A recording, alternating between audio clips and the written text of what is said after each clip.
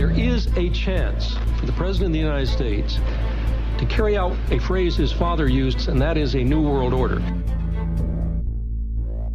Your New World Order will fall. Humanity will defeat you.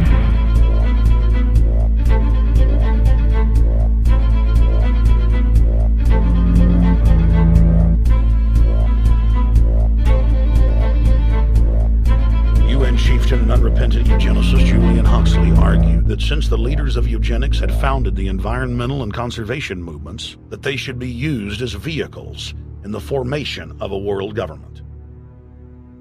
Just as H.G. Wells had envisioned, this government would be controlled by a scientific dictatorship and would be guided by the principles of eugenics.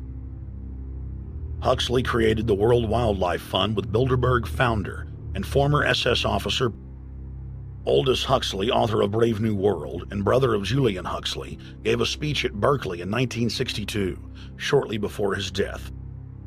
He admitted that his best-selling book, Brave New World, written in 1932, was based not on fiction, but on what the elite were actually planning to implement.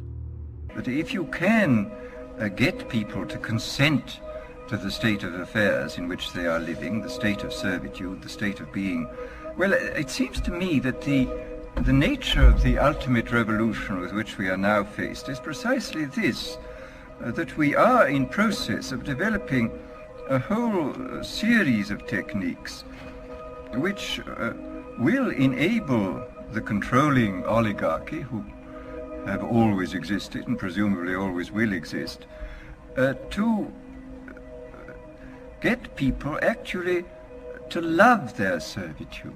People can be made to enjoy a state of affairs which, by any decent standard, they ought not to enjoy. And these methods, I think, are a real refinement on the older methods of terror, because they combine methods of terror with methods of acceptance. But then there are various other methods which one can think of. There is, for example, the pharmacological method. This was one of the things I talked about in Brave New World. And the result would be that, I mean, you can imagine a euphoric which would make people thoroughly happy even in the most abominable circumstances. I mean, these things are possible. The elite have left a massive wave of destruction behind them as they cold-bloodedly experiment on civilian populations as if we are lab rats. The covert testing of chemical, biological, and radiological agents on unsuspecting populations continues worldwide today. From 1940 to 1979, the vast majority of the British population was sprayed by aircraft more than 2,000 times with deadly chemicals and microorganisms without ever being told. In 1968, the Pentagon tested a deadly bioweapon on New York subways and placed personnel in local hospitals to monitor the effects. Aggressive sterilization of men and women continued in many states until the mid-1980s. Top eugenicists were bold enough to admit that their real goal was not improving the heredity of the commoner, but to further dumb them down so that they could be more manageable. Nobel Prize winner Russell wrote at length about how vaccinations filled with mercury and other brain-damaging compounds would induce partial chemical lobotomies and develop a servile zombie population. Diet, injections, and injunctions will combine from a very early age to produce the sort of character and the sort of beliefs that the authorities consider desirable, and any serious criticism of the powers that be will become psychologically impossible. Bertrand Russell. Over 100 years ago, eugenicist social planners said that they'd use mind-altering drugs to control the population. By 2007, more than 20% of the U.S. population were on some type of prescription antidepressant. But in the case of foster children, a sector where the state has total control, at least 2/3 are forced to take a cocktail made up of, on average, 7 psychotropic drugs. The overlords of scientific dictatorship are ruthlessly prosecuting a war on our most defenseless. In December of 1974, the U.S. government made third world population reduction a central national security issue. The operation plan, titled National Security Study Memorandum 200, was simply a regurgitation of the British Commission on Population created by King George VI of England in 1944, which openly stated that populous third world nations posed a threat to the international elite's monopoly of global power. Kissinger recommended that IMF and World Bank loans be given on condition that nations initiate aggressive population control programs, such as sterilization. Kissinger also recommended that food be used as a weapon, and that instigating wars was also a helpful tool in reducing population. The Bilderberg-dominated Club of Rome advocated environmentalism as the best front to implement population reduction. Western populations would accept serfdom if it was packaged as saving the earth. The think tank also concocted the peak oil fraud as a way to create artificial scarcity.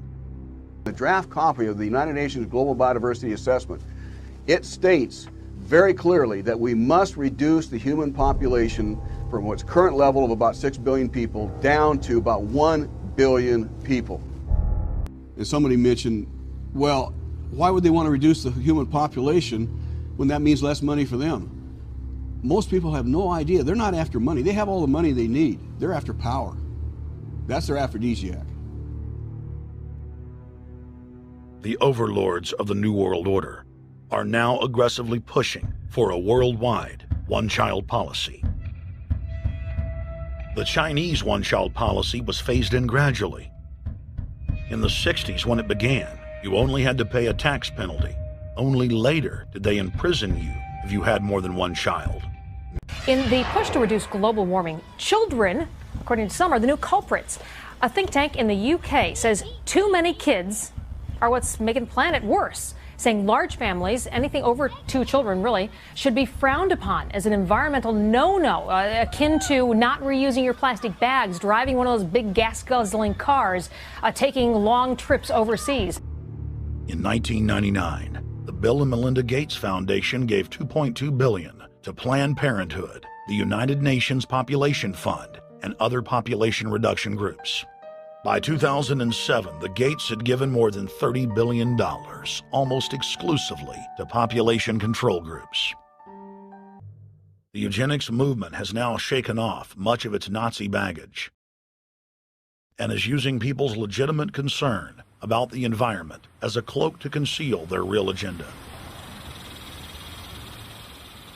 Everyone wants to breathe clean air and have good water, but the controllers of the environmental movement have done nothing but co-opt people's concerns and parlay it into support for global policies that further destabilize the third world and create untold misery. Countries across the world marked the day by passing new carbon tax schemes and raising taxes on gasoline, natural gas, and electricity. It is a scientific fact that the sun is the main driver of planetary climate, and the measurements are clear. The sun is becoming hotter, brighter.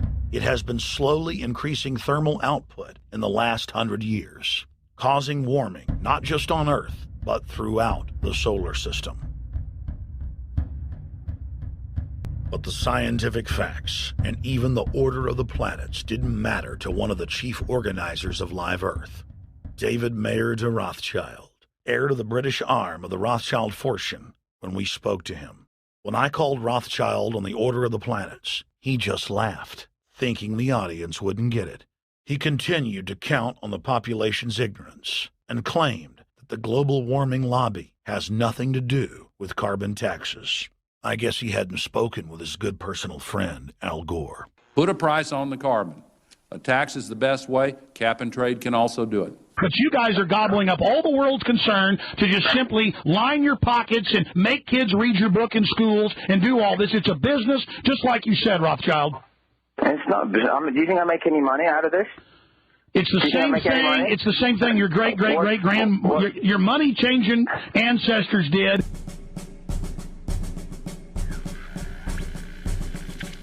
The architects of the New World Order are in a race to complete the structure of world government so they can suppress the independent development of technologies that threaten their monopoly of power, while at the same time steering new developments in the direction the architects chart for humanity.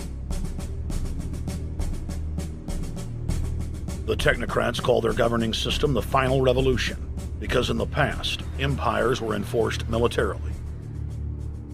Now enforcement is primarily psychological and economic, and society itself is a construct of the elite who operate outside the controlled paradigm and control the civilization within, just as a child maintains the environment of a fish tank. We are like lab rats, living out our entire existence, never questioning the confines of the cage or the scientists who experiment on us. New World Order engineers have hijacked human destiny. Its controllers have closely studied human behavior for more than 100 years and are now steering us with expert control, using our primitive drives and desires as levers. They have developed their mind control systems to the point of being able to control the average unconscious person like a car. The billionaire founder of Sun Microsystems, Bill Joy, courageously went public in 2000 to warn of a cancerous consensus among the technocratic elite that at best humanity would be completely enslaved by the year 2030, and at worst, mass extermination of everyone but the elite would take place. Leading transhumanist Ray Kurzweil boasts that technological advancements will allow those that can afford it to live forever, but admits that most won't be able to keep up with the new master race. Transhumanists believe that they will attain the fountain of youth by merging with technology. Now, it may be within their reach. Technology has become so powerful in its capacity for destruction that free humanity cannot afford to let psychopathic technocrats with delusions of grandeur repeat the mistakes of their forebears, because it is highly probable that this time they may destroy everything, including themselves in their mad rush for godhood. In the days of World War II, there were sovereign nations and armies to stand against Hitler's final solution. Once world government is in place, no one will be able to stop the New World Order's plans for global population reduction. For those immune to psychological programming, hundreds of FEMA camps have already been built throughout the United States.